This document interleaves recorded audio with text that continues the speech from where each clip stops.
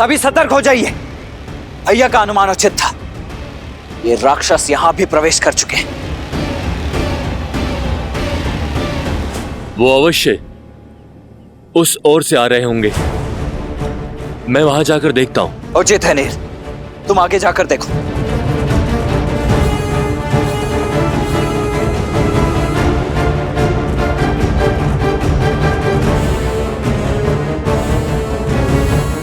मेरे साथ आइए।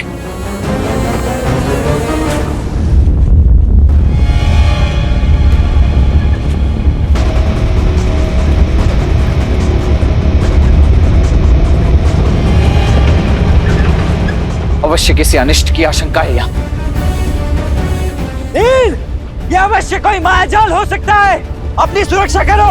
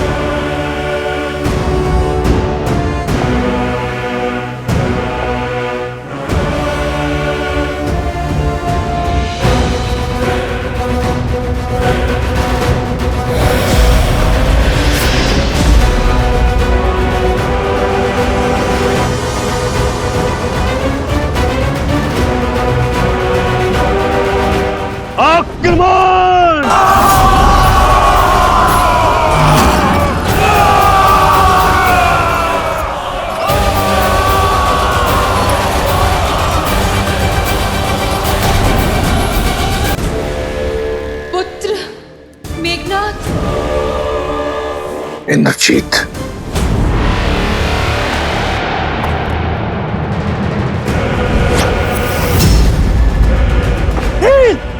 हटो वहां से। वहां मत खड़े रहो नील, ही सो रहो।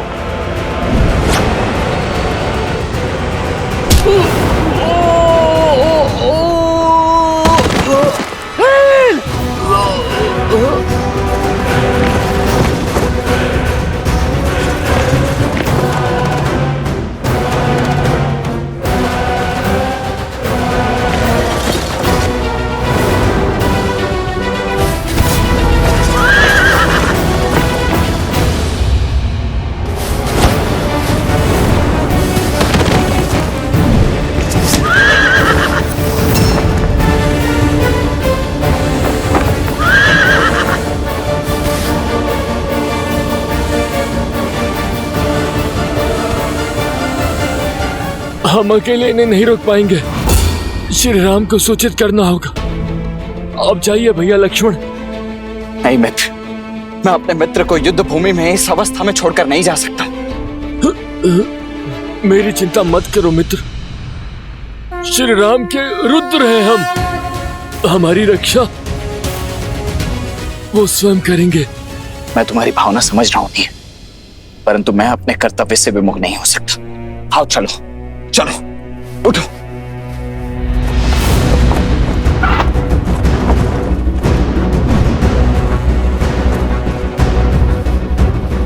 पीछा करो इनका।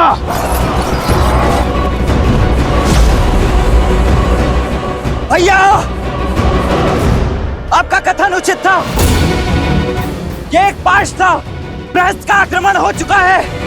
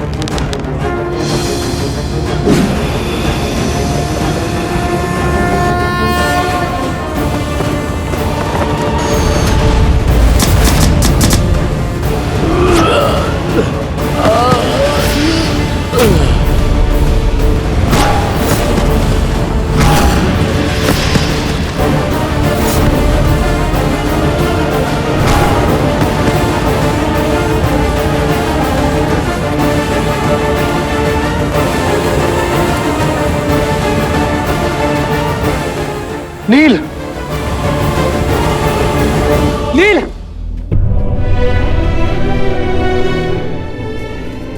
नील, नील मेरे भाई उठो, उठो ना, उठो नील। प्रभु, नील को क्या हुआ प्रभु?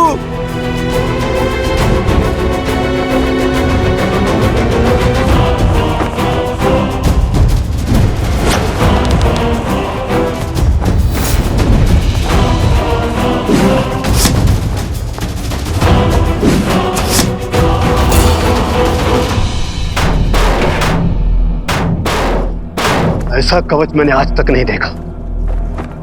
केवल वाणों की दीवार हमारे मायावी प्रहारों को रोक रही है और उस पे एक दरार तक नहीं।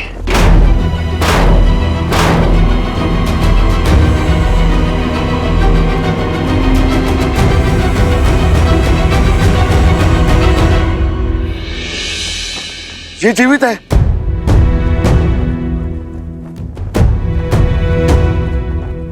इसके शरीर में प्राण शेष है। इसे शीघ्र ही नहीं मित्र,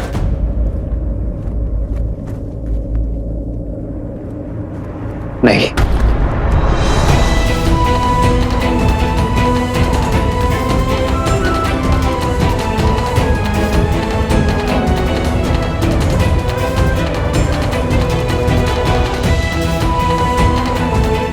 तुम हमारे वानर वीरों के साहस का प्रतीक हो नील। इस प्रकार हार नहीं सकते।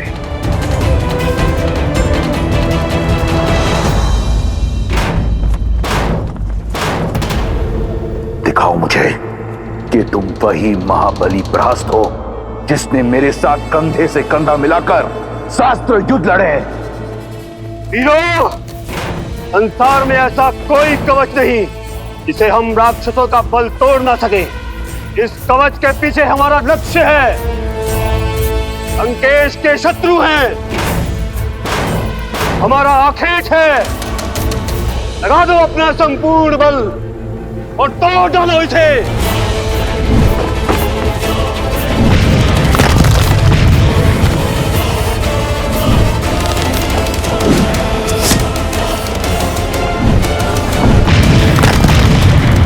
असंभव। एक तुच्छ नर केवल बाणों की इतनी अभेद्य भीत कैसे बना सकते हैं?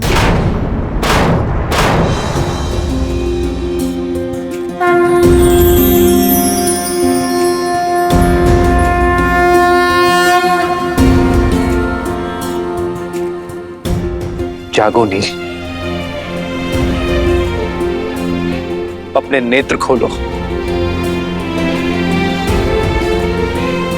तुम्हारे राम को तुम्हारी आवश्यकता है। धर्म के साथ खड़े रहने वालों की इच्छा शक्ति के समक्ष शारीरिक घाव भी शक्तिहीन होता है नील। जागो मेरे वानर वीर, जागो।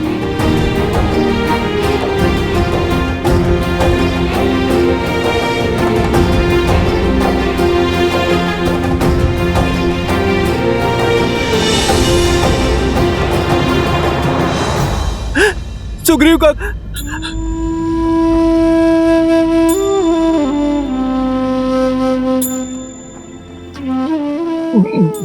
प्रभु, कैसे हो नील? जिसके शीश को आपकी गोद मिल जाए, जिसका शरीर आपके चरणों और श्वास आपके शरण में हो, वो तो मानो स्वर्ग में ही होगा ना प्रभु।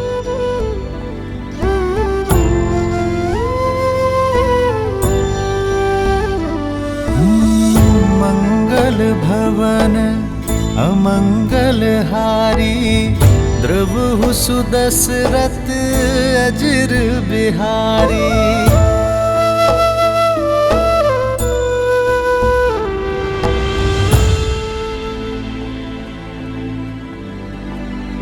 पीड़ा अधिक तो नहीं हो रही ना नील? आपका स्पर्श मिलने से सारी पीड़ा समाप्त हो गई प्रभु। स्वयं को पूर्णता स्वस्थ और ऊर्जावान अनुभव कर रहा हूं। बस मन में एक ही ग्लानि है एक ही दुख है कि मैं आपकी आशाओं पर खरा नहीं उतर पाया प्रभु। युद्ध में शत्रु को नहीं हरा पाया मैं। मुझे क्षमा कर दीजिए प्रभु, मुझे क्षमा कर दीजिए। क्षमा तुम नहीं, तुम्हें क्षति पहुंचाने वाले मांगेंगे नील।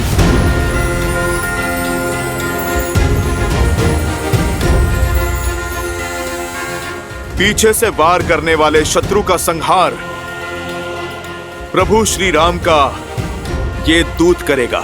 जय महावीर हनुमान। अब युद्ध भूमि में हाहाकार मैया सीता का ये पुत्र मचाएगा।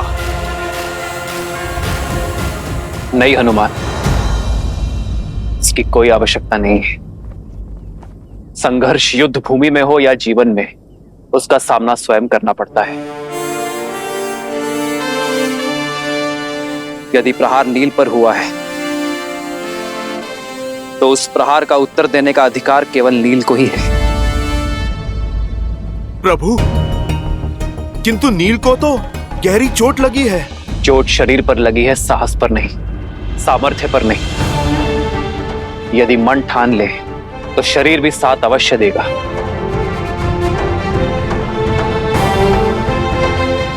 अपनी शक्ति पर विश्वास करो नील। उठो और अपना अधूरा युद्ध पूरा करो। किसी के सहारे की आवश्यकता नहीं है तुम्हें नील, ना मेरी ना हनुमान की। स्वयं अपना लक्ष्य पूर्ण करो। हाँ नील, उठो।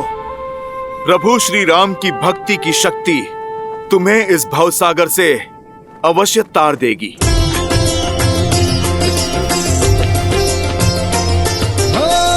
मंगल भवन मंगल हारी, द्रवहु सुदशरथ अजर बिहारी। स्मरण रहे नील, हम किसी का ऋण शेष नहीं रखते। जो घाव मिले हैं उसका ऋण सूद समेत चुकाकर रहना। जय भव नील।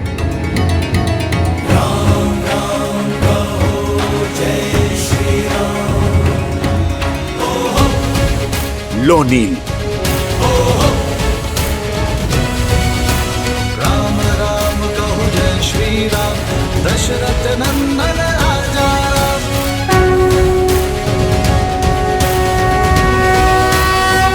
जो आज्ञा श्री राम। सर पे हो रघुवर का हाथ, तो हर दुविधा आसान होगी। तुम वीर पुरुष, तुम पराक्रमी, तुम मर्यादा के हो स्वामी। साथ तुम्हारा जिसके साथ, तुम संकट हर लो आगामी।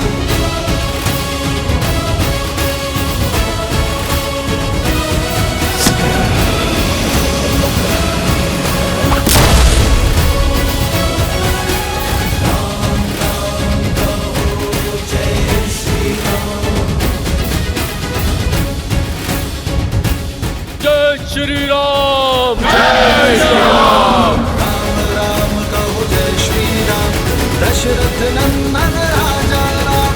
राम नाम भजते हनुमान, अवध बिहारी राजा राम।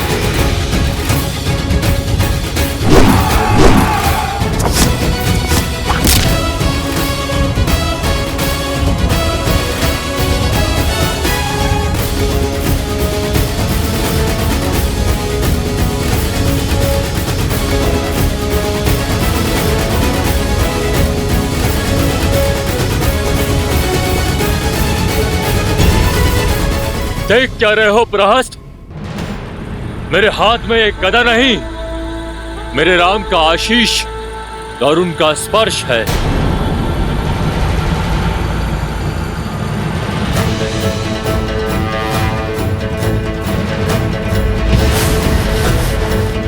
आक्रोश जोश क्रोध का ये क्षण है प्रतिशोध का। ललकार और पुकार का ये क्षण है अति विरोध का।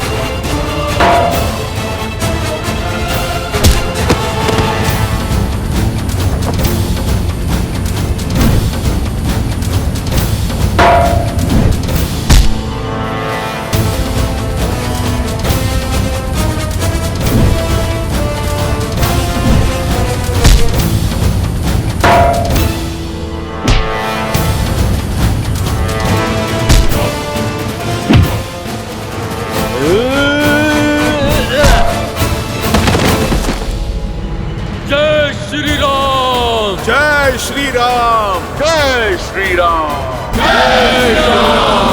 जय श्री राम। जिसके स्पर्श मात्र से एक घायल वानर काल बन जाए, वो नर नहीं नारायण है। श्री राम श्री राम श्री राम श्री राम।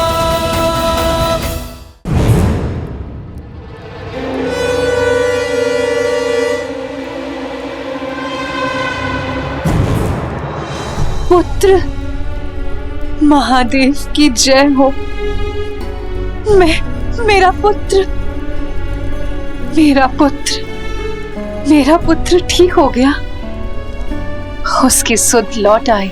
युद्ध भूमि में क्या हो रहा है? मैंने उन दोनों भाइयों का वध कर।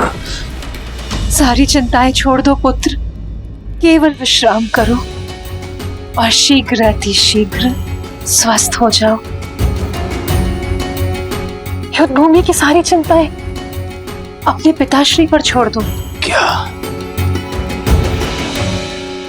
अर्थात युद्ध अभी तक समाप्त नहीं हुआ? उन दोनों भाइयों की मृत्यु नहीं हुई? मैं अभी जाकर उन दोनों का अंत कर दूंगा।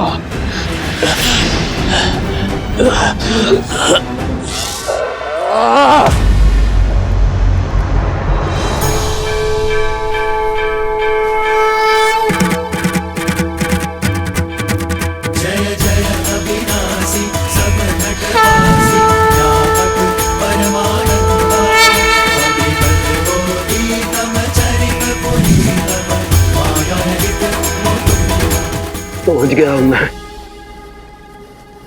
कि देवी मंदोदरी ठीक कहती है। आप नर नहीं नारायण है, साक्षात विष्णु का अवतार है।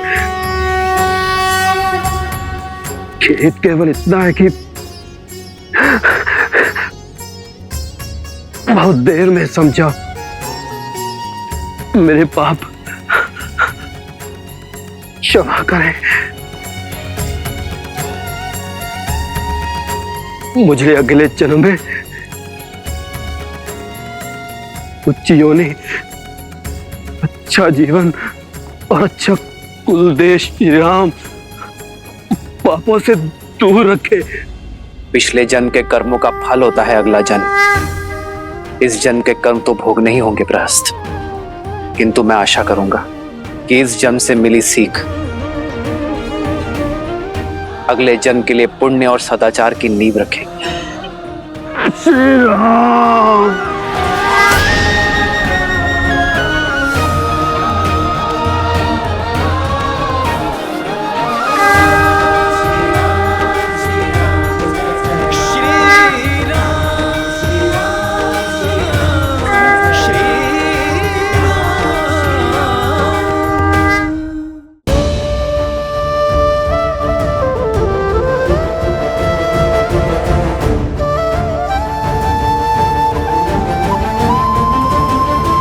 चंद्रमा की ओर देखकर इतनी चिंतित क्यों हो रही हो सीता?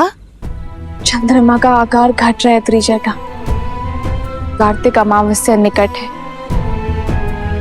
और उससे पहले हमारा अयोध्या पहुंचना आवश्यक है। 14 वर्ष वनवास की अवधि समाप्त होने को है त्रिजटा। लंकेश के पास असीम बल और असाधारण संसाधन हैं। हार मानने का तो प्रश्न ही नहीं है। लंकेश चाहे तो इस युद्ध को अनंत काल तक खींच सकते हैं। श्री राम कितना भी प्रयास कर ले, इतनी शीघ्र लंकेश से प्रतिकार संभव नहीं होगा। अमावस्या से पहले अयोध्या कैसे पहुंच पाओगे तुम सब? भैया, रेत की भांति समय हाथों से फिसल रहा है भैया। कार्तिक अमावस्या से पूर्व किसी भी मूल्य पर हमें अयोध्या पहुंचना ही होगा। बस अब समय आ चुका है भैया, उस पापी रावण और उसकी पाप की नगरी लंका को ध्वस्त करने का।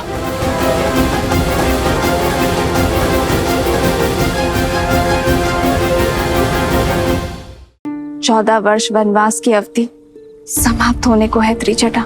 श्री राम कितना भी प्रयास कर ले, इतनी शीघ्र लंकेश से प्रतिकार संभव नहीं होगा। अमावस्या से पहले अयोध्या कैसे पहुंच पाओगे तुम सब? देखना त्रिजटा, मेरे श्री राम शीघ्र ही कोई समाधान निकाल लेंगे। बस माता गौरी से प्रार्थना है कि मेरे श्री राम को सकुशल रखे। तन से भी और मन से भी। मेरे श्री राम के हृदय को कितनी पीड़ा हो रही होगी, इतने निकट आकर भी मर्यादा की सीमा से रुके हुए।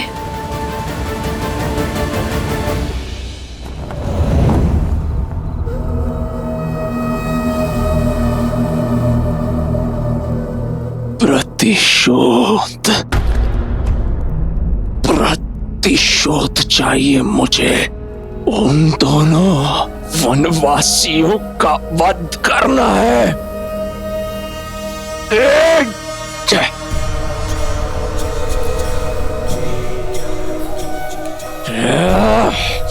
प्रतिशोध की अग्नि को प्रज्वलित रखने के लिए उसमें विश्वास का घी डालना पड़ता है, दुर्बलता का जल नहीं। स्मरण करो, तुम कौन हो, किसके पुत्र हो?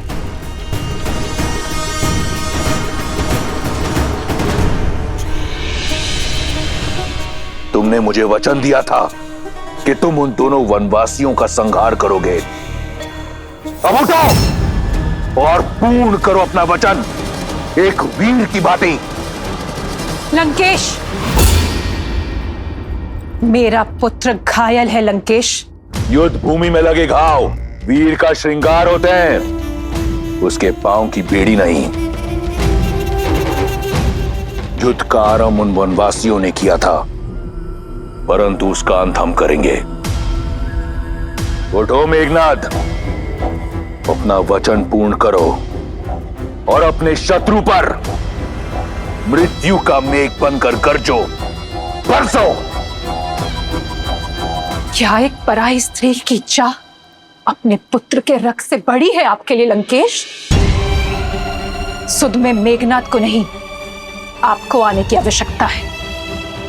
प्रतिशोध के मद में परिस्थिति को नकार कर मृत्यु से निकले मेरे पुत्र को पुनः मृत्यु की ओर धकेल रहे हैं आप। पिता हैं आप उसके, कुछ तो दया दिखाइए लंकेश। मौन, मौन। एक वीर को दया की नहीं, दिशा की आवश्यकता होती है। ये जो यहां मूर्छित पड़ा है, ये कोई साधारण राक्षस नहीं, मेरा पुत्र इंद्रजीत है। घोर तप से अर्जित मेरा वरदान है। इतनी जल्दी इसका शौर्य क्षीण नहीं हो सकता। लंका का युवराज है ये, इसे अपना कर्तव्य पूरा करने दो। लंका के शत्रु वहां हमारी प्रतीक्षा कर रहे हैं, उन्हें उत्तर देगा मेरा मेघनाद। उठो मेघनाद, बहुत हुआ विश्राम, अब करो संग्राम, करो संघार, प्रयास से, प्राण से। वयम रक्षामा, वयम रक्षामा। यदि ऐसा ही है तो मेरे पुत्र तक पहुंचने के लिए अपने संग्राम की पहली भेंट मुझे चढ़ाइए आप लंकेश, क्योंकि ये मां ना आपकी हट पूरी होने देगी और ना ही अपने पुत्र को कहीं जाने देगी, क्योंकि जो मेरे सामने है वो लंका का युवराज नहीं, मेरा पुत्र है, जिसे मैंने अपनी कोख में पाला है, अपने रक्त से पाला है लंकेश। और इस रक्त को अब मैं बहने नहीं दूंगी। इसे जीवन दिया है मैंने और मेरे होते हुए इसका जीवन जाने नहीं दूंगी मैं। यदि अब युद्ध में मेघनाद गया तो मेरे शव से होकर जाएगा।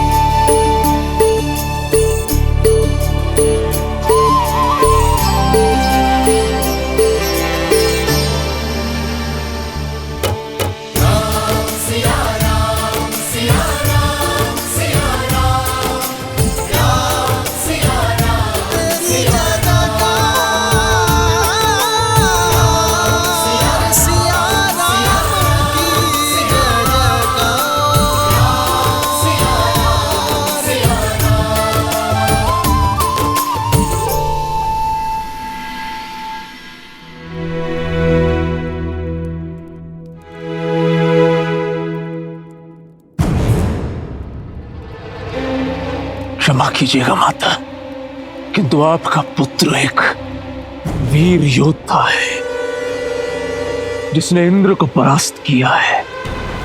मैं एक तुच्छ वनवासी से पराजय स्वीकार नहीं कर सकता। वो वनवासी नहीं, नारायण है मेघनाद। मेरे नारायण केवल मेरे पिता है और मेरा लक्ष्य उनके सम्मान की रक्षा करना। मेघनाद, तुम घायल हो पुत्र। और मेरे घावों की औषधि उस वनवासी का रक्त है। मेघनाद, मैं उसी से ठीक होऊंगा।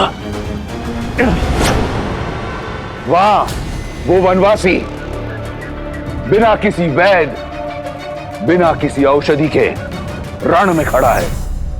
यही आशा थी मुझे तुमसे कि तुम ये साहस दिखाओगे। अब समय आ गया है पिताश्री कि मैं आपकी वो आशा पूर्ण करूं। इस युद्ध पे सदा सदा के लिए विराम लगा दूं। आप केवल आज्ञा दीजिए। आज्ञा है मेघनाद, परंतु पहले ब्रह्मदेव के वरदान अनुसार वट वृक्ष की पूजा करो। उसके उपरांत माता निकुंबला देवी की गुफा में जाओ और अनुष्ठान करो। वो रथ पुनः पाओ जिसमें बैठकर तुम अजयी हो, अमर हो। और फिर जाओ उस वनवासी और उन मरकटों को उनकी उद्दंडता का दंड दो। स्मरण रहे पुत्र, हम राक्षस हैं। हमें हर वरदान घोर तप के पश्चात मिलता है।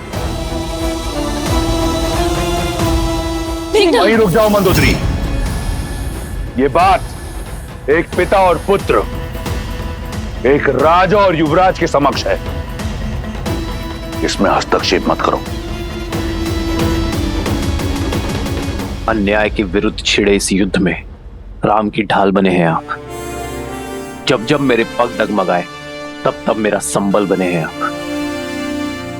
हमने बहुत संयम साधे रखा, सदैव धर्म और मर्यादा का आंचल थामे रखा, किंतु शत्रु ने नियमों की अनदेखी की, सदैव अधर्म का मार्ग चुना।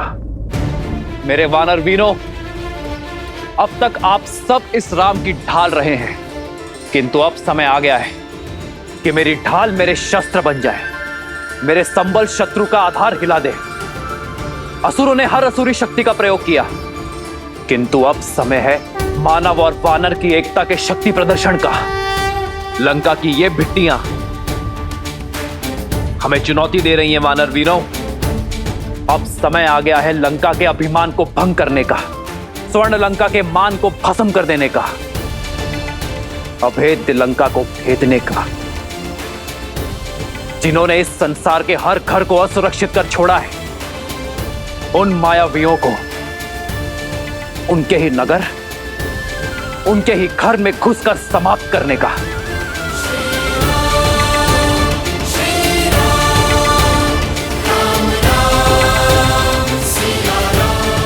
यहां उपस्थित प्रत्येक वानर अपने आप में एक संपूर्ण सेना है। आवश्यकता है तो केवल अपने सामर्थ्य को समझने की, अपनी संपूर्ण शक्ति का प्रयोग कर अपने लक्ष्य को पाने की।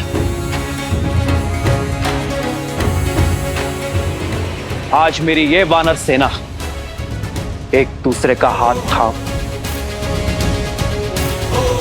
ऐसा प्रहार करेगी कि इनकी थाप से लंका की धरा कांप उठेगी, क्योंकि वार लंका की महल के दीवार के उस पार होगा।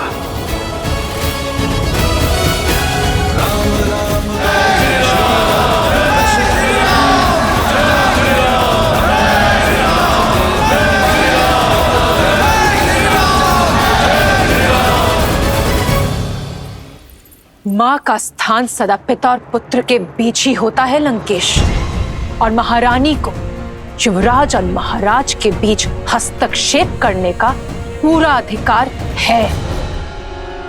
आप मेरी बात क्यों नहीं समझ रहे हैं लंकेश? जिनसे आप युद्ध कर रहे हैं वो स्वयं श्री विष्णु है, नारायण है लंकेश। तुम्हारे इस भय का केवल एक ही निवारण है, केवल एक, उस कथित विष्णु का वध। माता,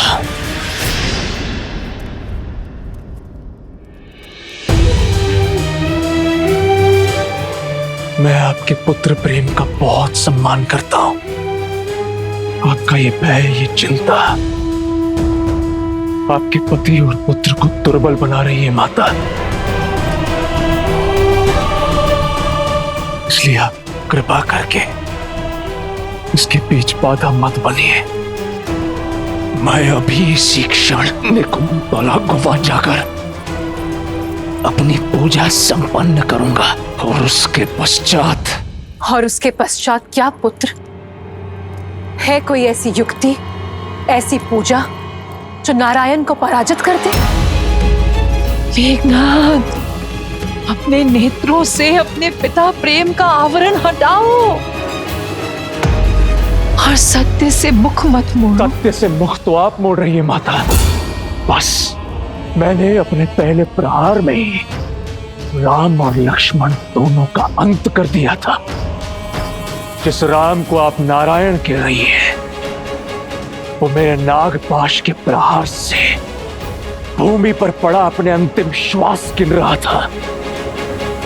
वो कोई नारायण नहीं है माता, केवल एक तुच्छ नर है। पिछली बार तो वो बच गया, किंतु इस बार मैं अपनी पूजा संपन्न करके उन पर ऐसा प्रहार करूंगा कि नर के साथ साथ उनके तथाकथित नारायण का भी अंत हो जाएगा। मेघनाद, तुम कहीं नहीं जाओगे मेघनाथ। माता, आप समझ क्यों नहीं रही हैं? लंका का युवराज होने के नाते मेरा कर्तव्य है लंका का संरक्षण। अपनी दृढ़ता से मुझे बल दीजिए माता, अपनी ममता से मुझे दुर्बल मत कीजिए। मुझे मेरा कर्तव्य निभाने दीजिए।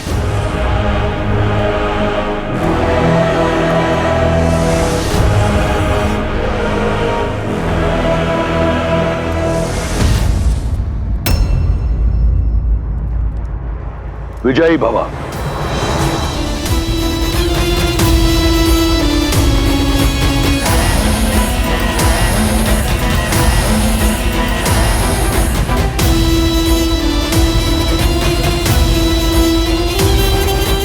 मेघनाथ,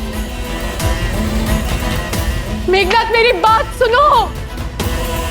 मेघनाथ मेरी बात समझो।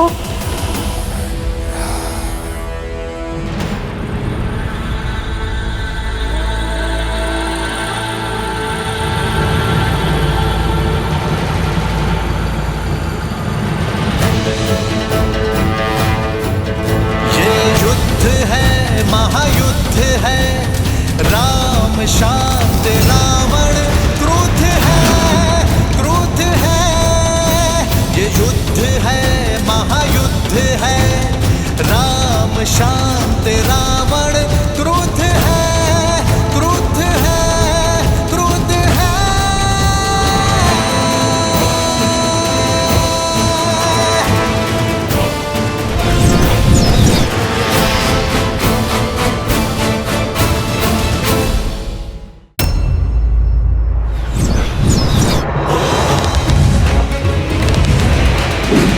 पढ़ते श्री राम के जहाँ शौर्य छा जाती, राम नाम का गूंजे गान तो मन में शक्ति भर जाती।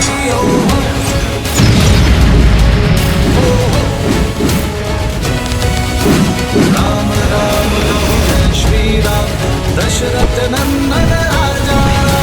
राम नाम भजते हनुमान, अवध बिहारी राजा।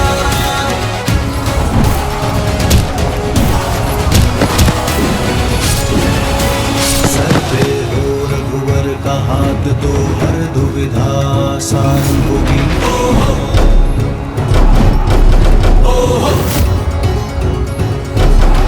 तुम वीर पुरुष, तुम पराक्रमी, तुम मर्यादा के हो स्वामी। साथ तुम्हारा इसके साथ, तुम संकट हर लो आगामी। मन में है विश्वास, आकाश में परचम रहेगा। जब होगी जीत तो हर दिशा में राम नाम गूंजेगा। होगा सीता राम का मिलन, पर्वत मिलेंगे। राम की सेवा जीतेगी, और ध्वजे हवा में लहरेंगे। राम राम कहो जय श्री राम, दशरथ नंदन राजा। राम नाम भजते हनुमान, अवध बिहारी राजा। राम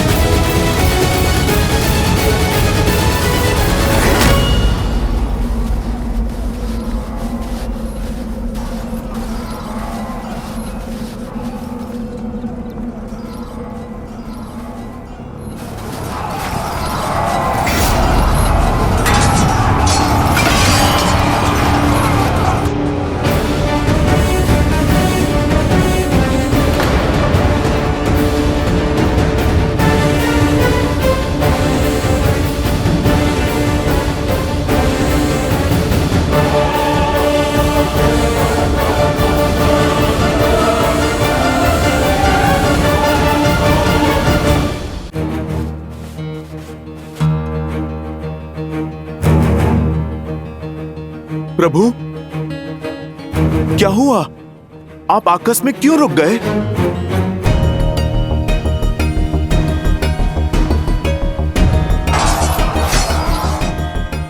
चलिए भैया।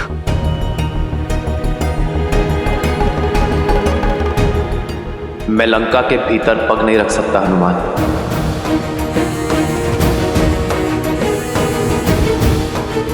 मैं लंका के इस द्वार की मर्यादा भंग कर सकता, परंतु मेरी मर्यादा नहीं। कौन सी मर्यादा भैया? इस रावण ने कौन सी मर्यादा पाली है जो आप मर्यादा के विषय में सोच रहे हैं? यदि रावण की भांति मैंने भी मर्यादा का उल्लंघन किया तो हम में और रावण में क्या ही अंतर रह जाएगा लक्ष्मण। रघुकुल रीत सदा चली आई, प्राण जाए पर वचन ना जाए। मैं रघुकुल की मर्यादा, अपने पिता और अपनी माताओं को दिया वचन नहीं तोड़ सकता। तुम शीघ्र अतिशीघ्र अयोध्या छोड़कर 14 वर्षों के लिए वनवास चले जाओ। आपका ये पुत्र आपकी इच्छा और पिताश्री के वचन दोनों को अवश्य पूर्ण करेगा। तो भैया यहाँ रघुकुल से या अयोध्या से कोई भी नहीं है जो आपकी मर्यादा के उल्लंघन पर प्रश्न उठा सके। पर मैं स्वयं तो हूं ना लक्ष्मण। क्या मेरा हृदय, मेरा मन मुझसे ये प्रश्न नहीं करेगा? क्या मैं अपने प्रतिबिंब से स्वयं अपने नेत्र मिला पाऊंगा? क्या मैं अपने अनुज को उचित अनुचित का मार्ग दिखा पाऊंगा? जिन लोगों ने मुझ पर विश्वास किया है, मेरे लिए अपना जीवन न्यौछावर किया है, क्या मैं उनका विश्वास सिद्ध कर पाऊंगा? मैं एक वनवासी हूं लक्ष्मण, अपने राज्य से निष्कासित।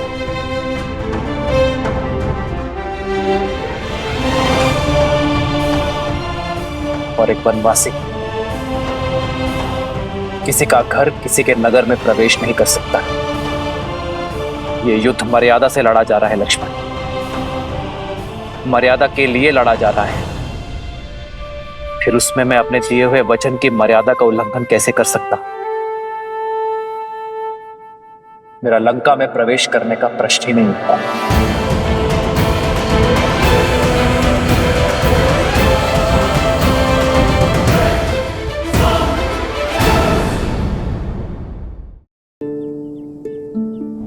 मैं एक वनवासी हूं लक्ष्मण,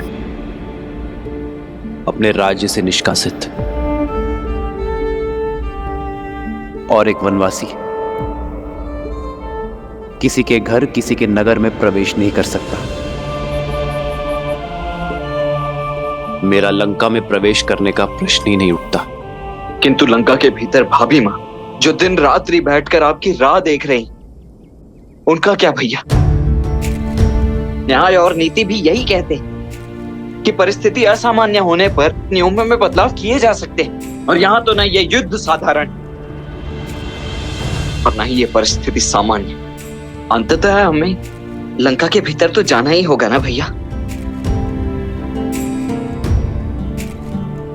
क्या मर्यादा का उल्लंघन करने वाले राम पर तुम्हारी भाभी मां गर्व कर पाएगी? वचन के लिए केवल एक ही परिस्थिति है लक्ष्मण, और वो है उनका पालन करना। और रही बात देखने की, तो परिस्थिति के साथ अपने शब्दों को बदलना, प्रण को भंग करना, वचन का अपमान करना होता है लक्ष्मण। और वो मानव ही क्या जो अपने दिए हुए शब्दों से, अपने सिद्धांतों से डिग जाए। इस वचन के साथ केवल मेरा ही नहीं, माता कैकेयी का भी मान जुड़ा हुआ है लक्ष्मण। और मैं किसी भी परिस्थिति में उनके सम्मान को घटने नहीं दे सकता। तो तब तक इस विरह में उठती उस तड़प का क्या भैया, जिसमें दिन रात आप और भाभी मां दोनों चल रहे हैं? उस चिंता का क्या? वहां भाभी मां जो आपकी प्रतीक्षा में, और यहां आप उनकी।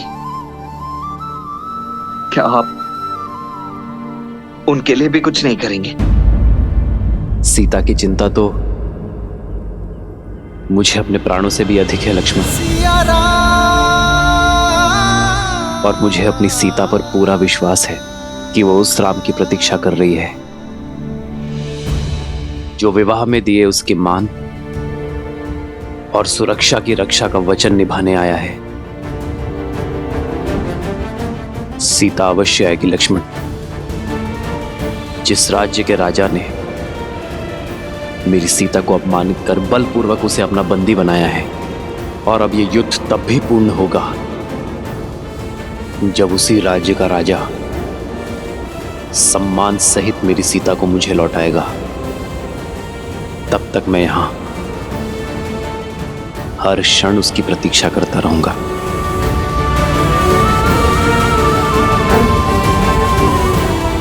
सीता लंका में बंदी बनकर आई थी, किंतु बाहर एक रानी बनकर आएगी।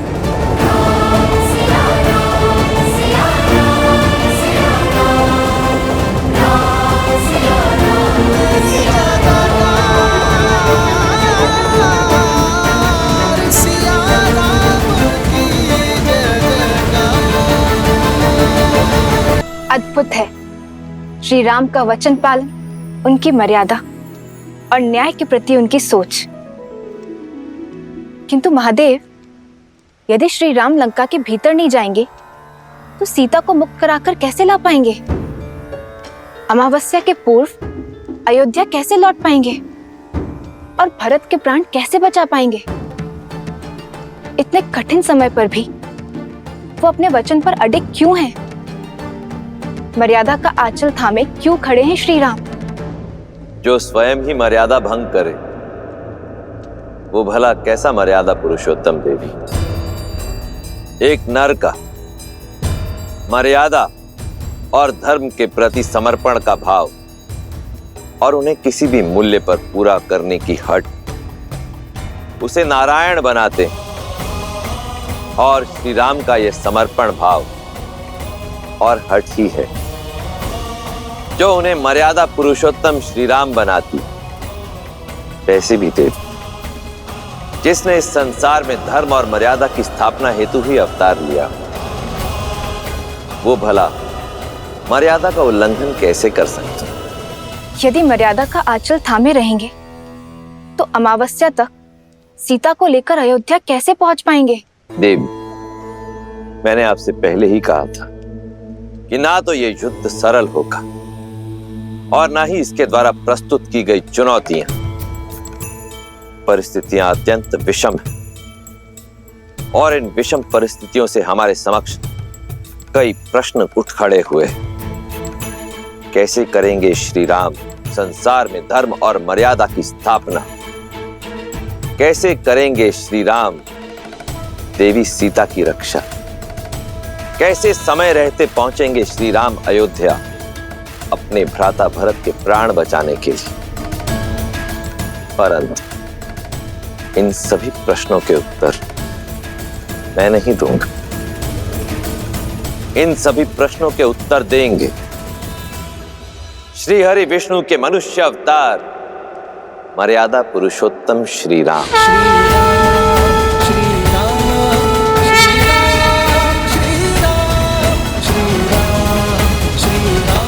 हनुमान में लंका की सीमा में प्रवेश नहीं कर सकता, किंतु सीता के प्रति मेरा विश्वास हर सीमा लांघेगा। सीता को ज्ञात होना चाहिए हनुमान कि अमावस्या से पूर्व मैं उसे लेकर अयोध्या लौटूंगा। मेरी हर श्वास उससे मिलन की प्रतीक्षा कर रही है। प्रभु, माता तक आपका संदेश अवश्य पहुंचेगा। किंतु कैसे प्रभु? एक बार लंका को स्वाहा कर चुके हनुमान को कौन रोक रहा है? जाओ हनुमान और भस्म कर दो अन्याय और पाप की सत्ता को, और प्रज्वलित करो न्याय और भक्ति की अग्नि को।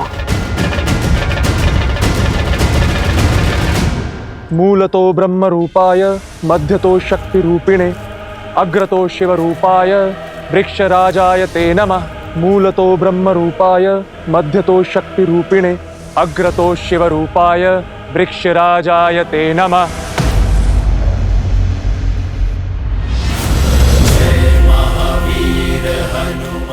भागो भागो!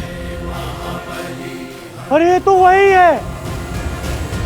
फिर आ गया हाहाकार मचाने। भागो, प्राण बचाओ, हनुमान आ गया है, भागो। अरे अरे, डरो मत, वानर हूँ, राक्षस नहीं। तुम लोगों ने पहले भी तो बांधा था मुझे। आओ आओ, मुझे फिर से बांध लो। मेरी पूंछ में अग्नि नहीं लगाओगे? अरे आओ।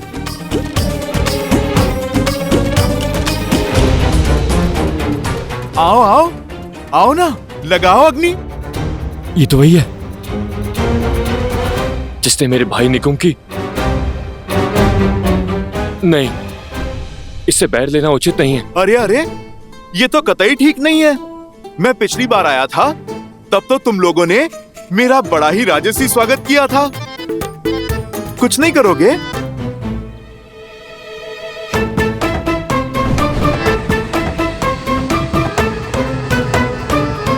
अरे भाई, विलंब किस बात का? पकड़ो मेरी पूंछ। अरे बढ़ाओ हाथ और लगाओ अग्नि। बढ़ाओ बढ़ाओ। ए, तू जाना, तू जाना, तू जा, तू जा। अरे भाई, ये तो बुरी बात है ना। मैं मित्र बनकर बात कर रहा हूँ, तुम प्रहार करने आगे बढ़ रहे हो।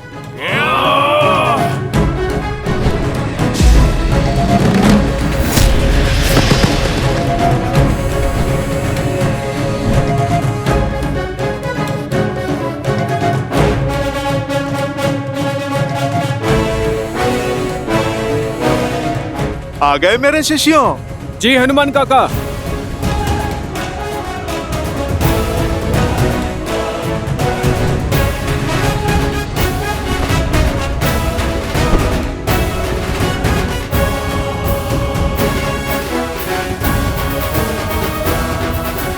अरे, तुम तो बड़े विचित्र हो। पिछली बार अग्नि लगा रहे थे, अब अग्नि को ही मुझसे बचा रहे हो। भागो भागो भागो। चलो, अब दीप प्रज्वलित हुआ, अब कार्यक्रम आरंभ करते हैं। जय हनुमान ज्ञान गुण सागर, जय कपीस तिहु लोक उजागर, रामदूत अतुलित बल धामा, अंजनी पुत्र पवन सुत नामा, राम दुआरे तुंगल दुआरे, होत न आज्ञा बिनु पैसारे, आपन तेज समारो आपै, तीनों लोक हाथ करै तापै, लाल देह लाली लसै, अरु धरि लाल लगू, वज्र देह दानव चलत, जय जय जय कपीसु।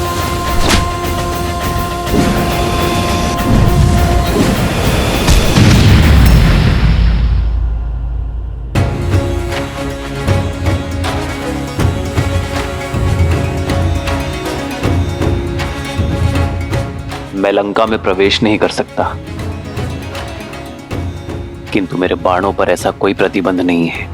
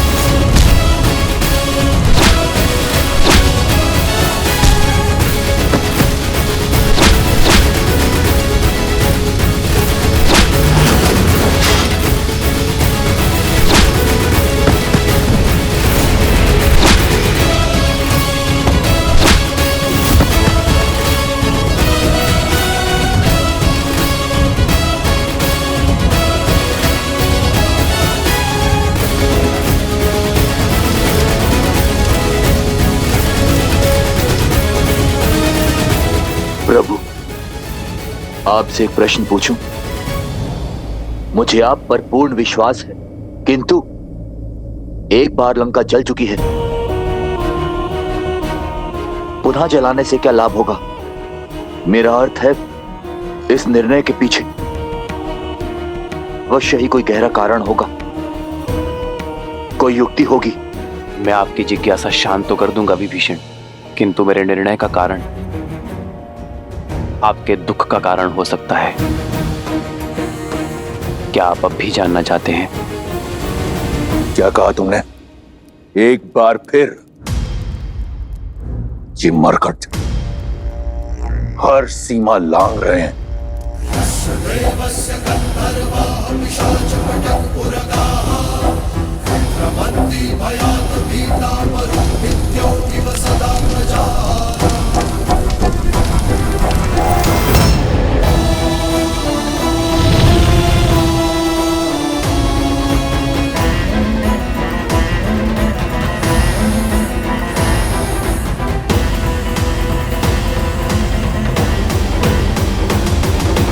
ये अग्नि लंका दहन के लिए नहीं है, रावण के मन में और अधीरता भड़काने के लिए है। जब व्यक्ति अधीर हो जाता है तो उसके विवेक पर विकार हावी हो जाता है, उसके सोचने की शक्ति क्षीण हो जाती है।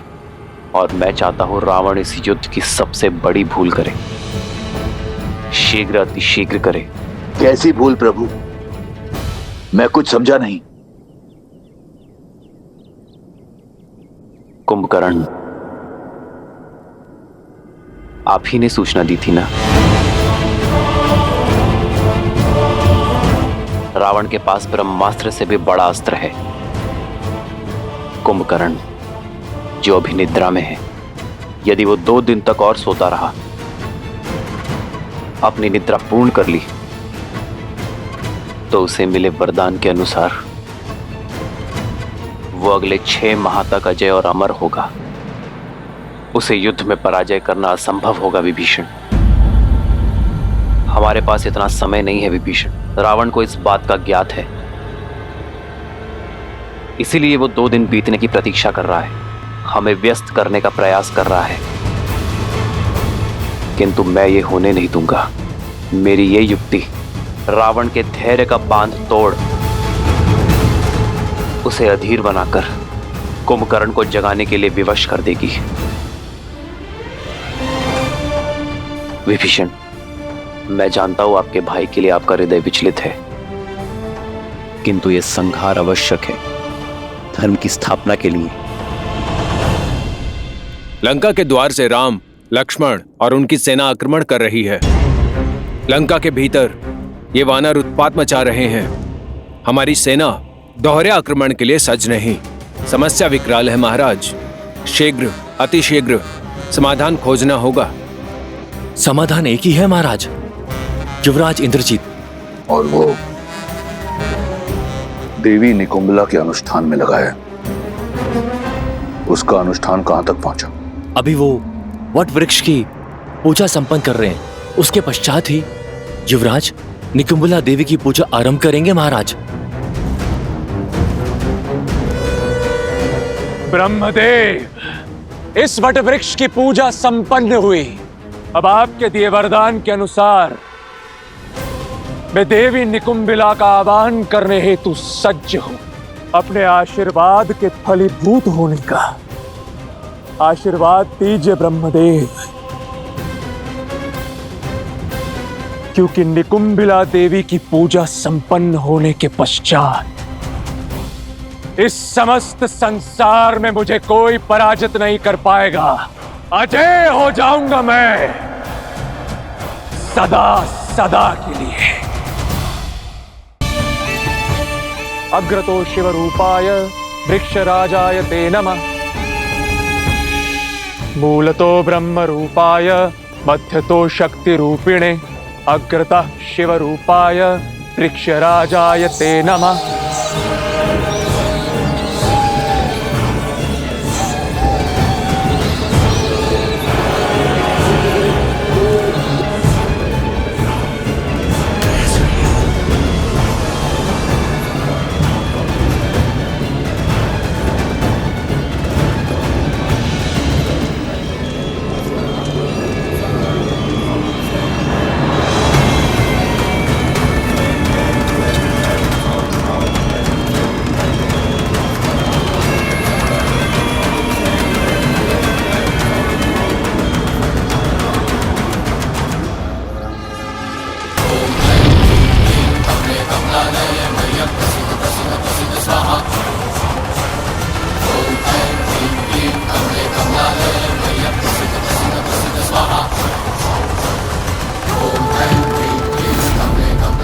हे देवी निकुंबिला,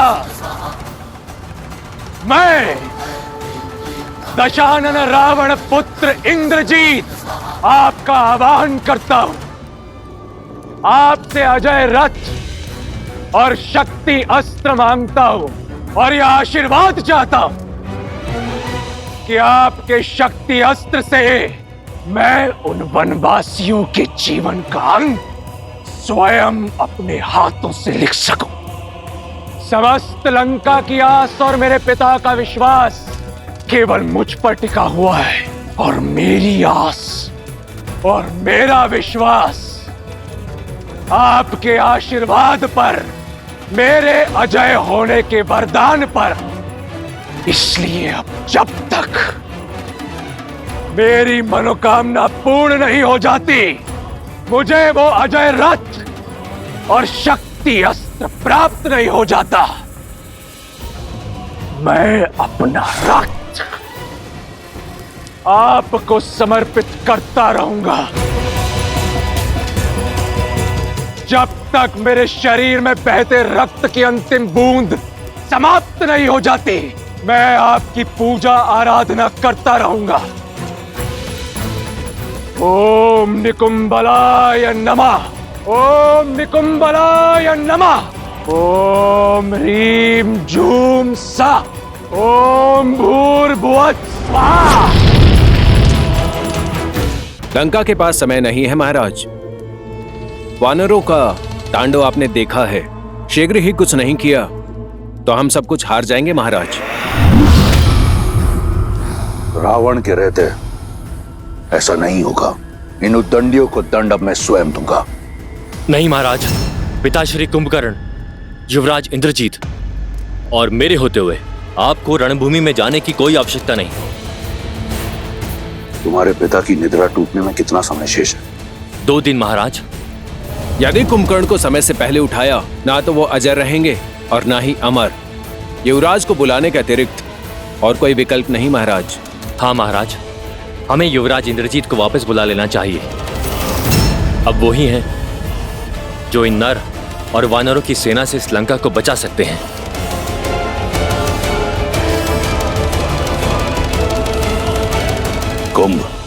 कुंभकर्ण को जगाने की तैयारी करो।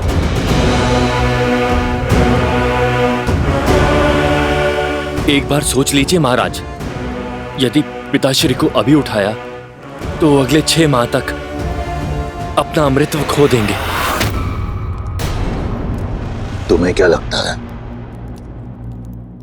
इस बात का मुझे ज्ञान नहीं?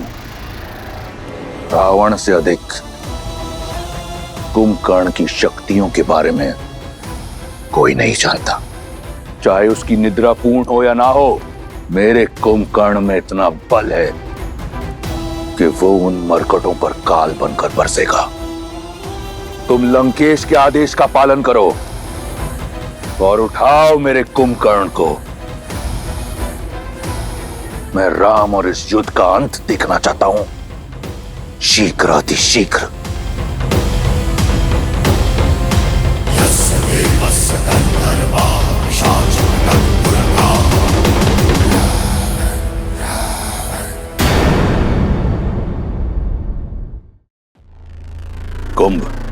कुंभकर्ण को जगाने की तैयारी करो।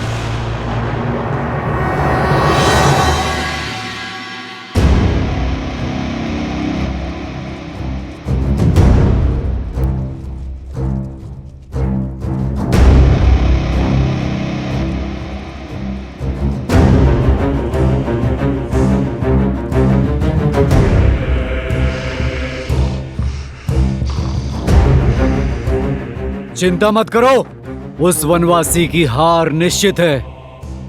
नर है वो, नारायण नहीं। और लंकेश ने उचित ही कहा है, 6 माह में जगे।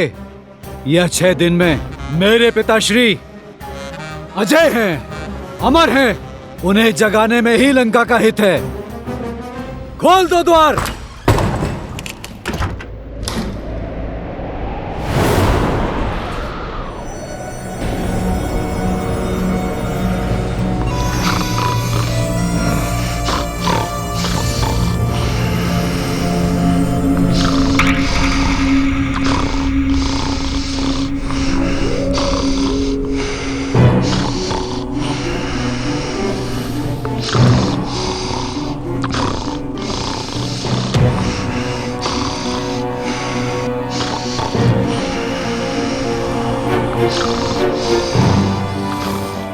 स्वरनाथ से ही टूटेगी अब इनकी गहरी निद्रा। वाद्य यंत्रों को पिताश्री के कानों के समीप बजाओ।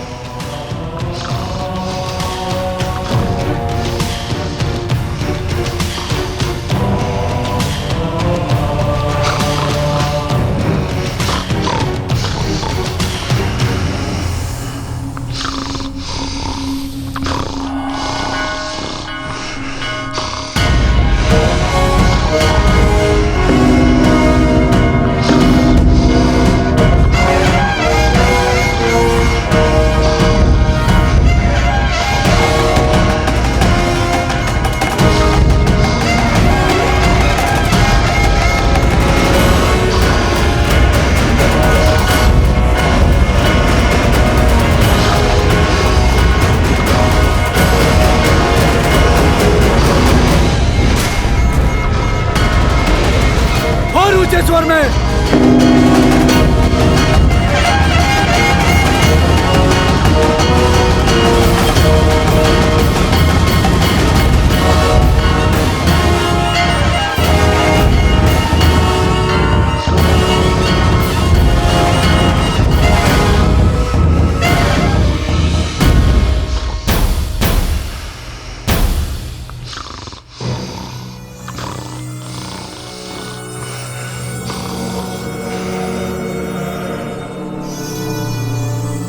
कदाचित तलवार की चुभन और चट्टानों का भार इन्हें उठा दे।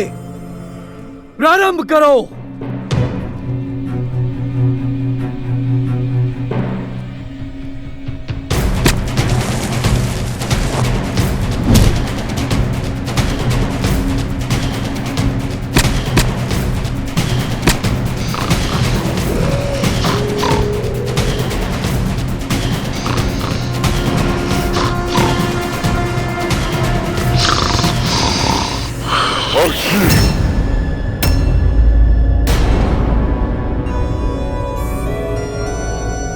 ठंडा जल डालो पिताश्री के मुख पर।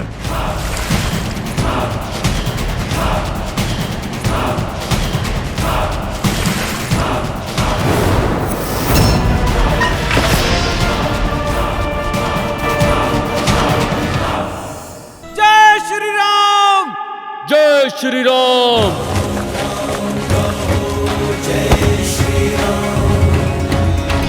राम राम कहो जय श्री राम, दशरथ नंदन राजा राम। राम नाम भजते हनुमान, अवध बिहारी राजा राम। हनुमान काका, अब अगला लक्ष्य क्या है?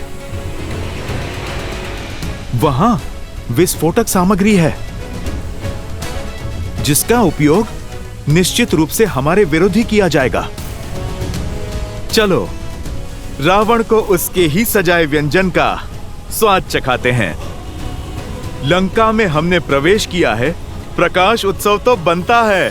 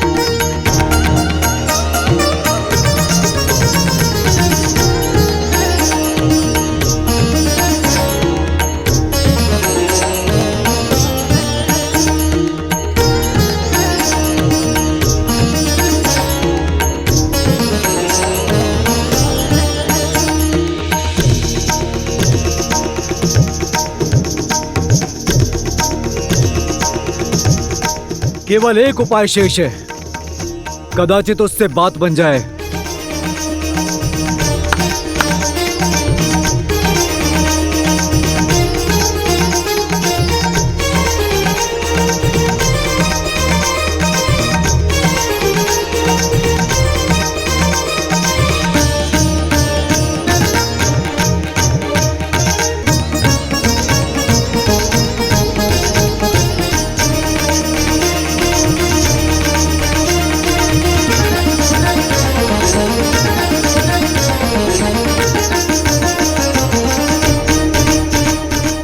उन पर भोजन की सुगंध का प्रभाव हो रहा है।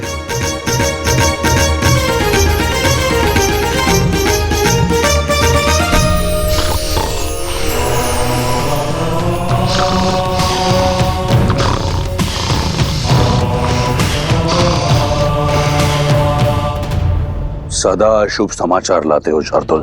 क्षमा महाराज, परंतु मैं तो सदैव आपके ही आदेश का पालन करता हूँ महाराज। सब करके देख लिया, गीत संगीत, धुन तान, भोजन की मीठी सुगंध, किंतु आपके भाई की निद्रा है कि टूट ही नहीं रही। उसकी निद्रा को टूटना होगा, जागना होगा उसे। लंका भारी संकट में है। मुझे मेरे कुंभकर्ण की आवश्यकता है। प्रतीत होता है कि इसी दिन के लिए मैंने अपने महाकाय भाई को ब्रह्मा से वरदान दिलवाया था।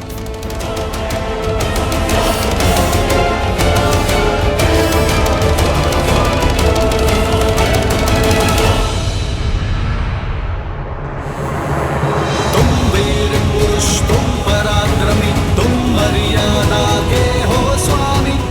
नील, तुम संकट हर लो आगामी। मन में है विश्वास तो आकाश में परचम रहेगा। जब होगी जीत तो हर दिशा में राम नाम गूंजेगा। होगा सीता राम का मिलन, तो पर्वत पिघलेंगे। राम की सेना जीतेगी और ध्वजे हवा में लहरेंगे। जय श्री राम, जय श्री राम, जय श्री राम। राम नाम भजते हनुमान, अवध में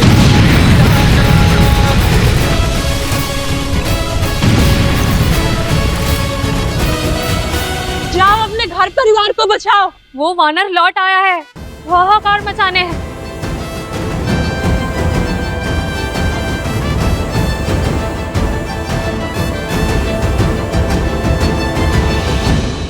बीच युद्ध में पुनः लंका दहन, जाने क्यों?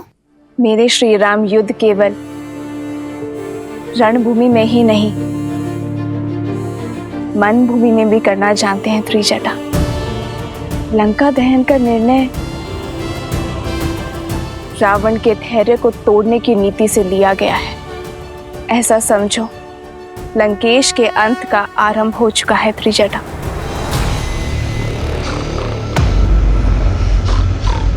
इसकी निद्रा अब तक नहीं टूटी। हर युक्ति लगाकर देख ली महाराज, परंतु पिताश्री हैं कि उठ ही नहीं रहे।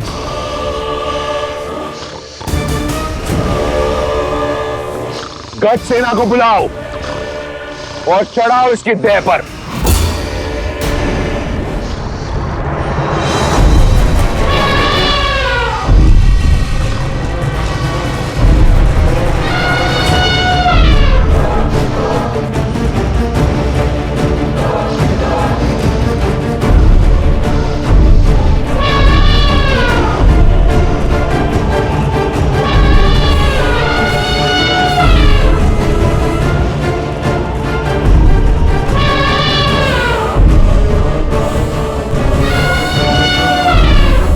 हटाओ इन्हें।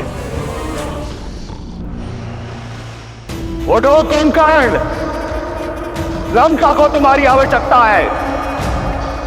तुम्हारे भाई लंकेश को तुम्हारी आवश्यकता है।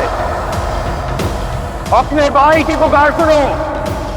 उठो, उठो, उठो। मैंने कहा, उठो, उठो, उठो।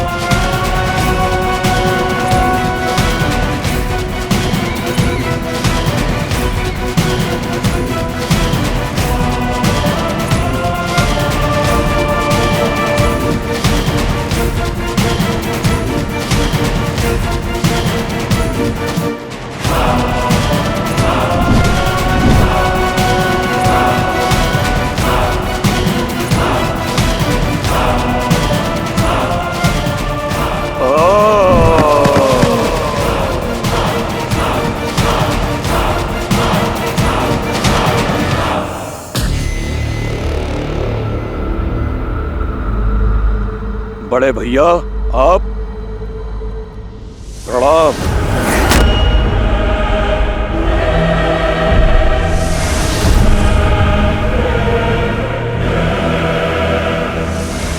मेरी निद्रा की अवधि पूर्ण होने से पहले मुझे उठाया गया है, अर्थात कारण बहुत बड़ा है।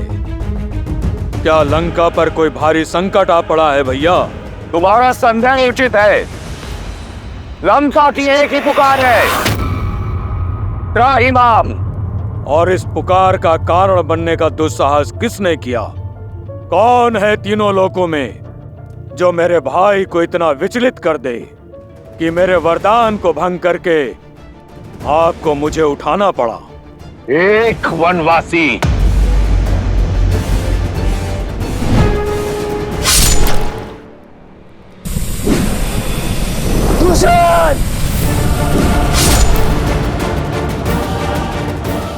मुझे प्रतिकाल उस राम का सर्वनाश चाहिए मुझे भैया।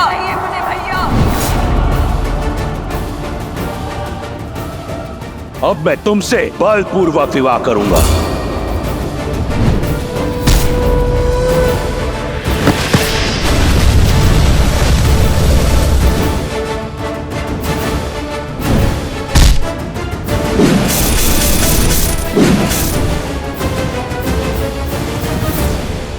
लंका एक बार फिर चल रही है। लंका और उसकी सेना भारी संकट में ग्रस्त है। इस संकट से तुम हमें बचा सकते हो। मैं चाहता हूं कि तुम युद्ध भूमि में उस वनवासी और उसकी मरकटों की सेना पर काल बम कर बरसो।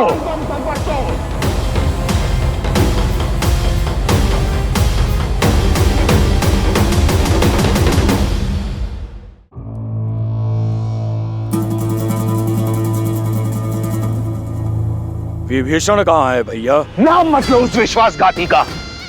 जिस समय मुझे उसकी आवश्यकता थी, वो मेरा साथ छोड़ उस वनवासी के चरणों में जा गिरा। कायरता और विश्वासघात की पराकाष्ठा है वो। तुम तो जानते हो, मुझे उस दुर्बल से कभी कोई आशा नहीं थी, और तुम प्रेम और विश्वास दोनों के आधार हो।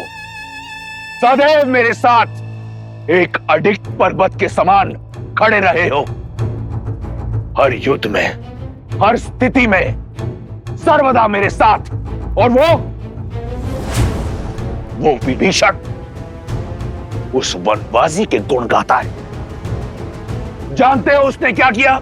लंका का हर भेद उस वनवासी के समक्ष खोल रहा है। लंका का भेदी है वो। कायर! मैं आपकी बात को झूठ नहीं मान सकता भैया, किंतु ये सत्य भी नहीं नकार सकता कि विभीषण कायर तो नहीं, साहसी है। क्योंकि साहस धर्म का साथ देने में है।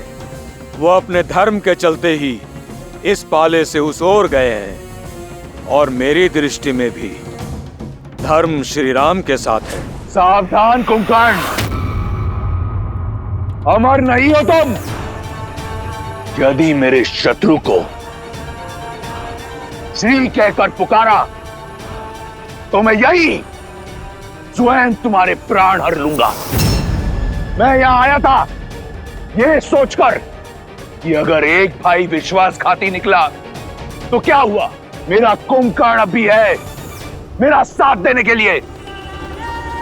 परंतु देखो, तुम भी अपने भाई का साथ छोड़ उस राम के रंग में रंग गए। भैया, मैं तो सदा आपके साथ ही था और हूं, पर सत्य से मुंह नहीं छिपा सकता।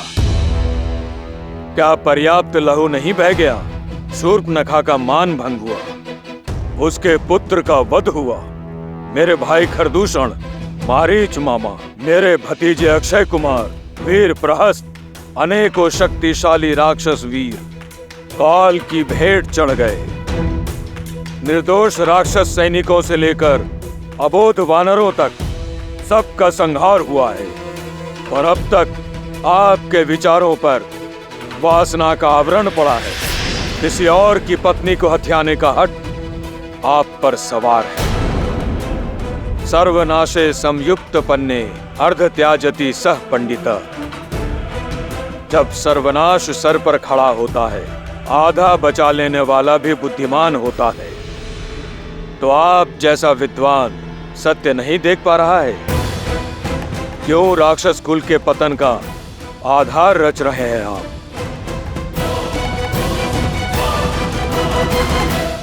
मैं पतन कर रहा हूं राक्षस संस्कृति का? तनिक स्मरण करो कुंभकर्ण, अगर 10 लोकों में राक्षसों की ख्याति है तो मेरे कारण यदि पाताल से लेकर स्वर्ग तक राक्षसों को सम्मान मिलता है, मेरे कारण क्या था मेरे पास? एक टूटी हुई कुटिया, वहां से निकलकर सोने की लंका पाई मैंने अपने प्रयास से, प्राण से। और क्या चाहते हो तुम? सहस्त्रों वर्षों में संजोया अपना सम्मान माटी में मिला दूं?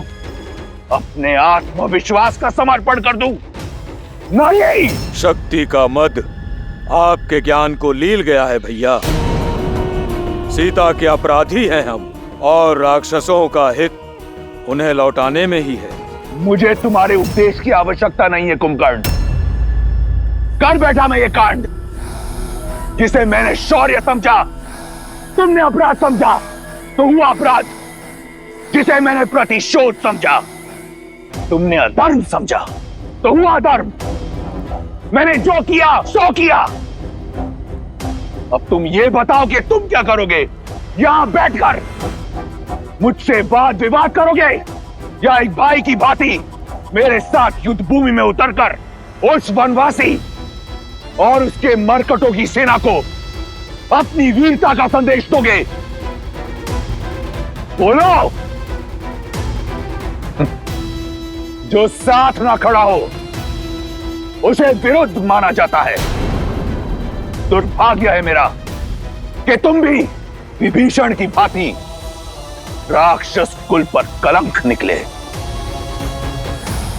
अपना भोजन पूर्ण करके अपनी निद्रा पूर्ण करो कायर। मुझे तुम्हारी या किसी और की कोई आवश्यकता नहीं।